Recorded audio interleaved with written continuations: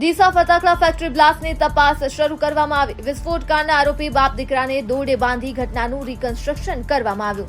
21 મૃતકના કેસમાં આરોપી પિતા પુત્રને પોલીસ કાફલા સાથે ઘટના સ્થળે લઈ જવામાં આવ્યા। ડીસામાં ગેરકાયદેસર ફટાકડા ફેક્ટરીમાં થયેલા બ્લાસ્ટ કેસમાં પોલીસે આરોપીઓના રિમાન્ડ મેળવ્યા બાદ આજે ઘટના સ્થળે તપાસ માટે લઈ જવાયા હતા।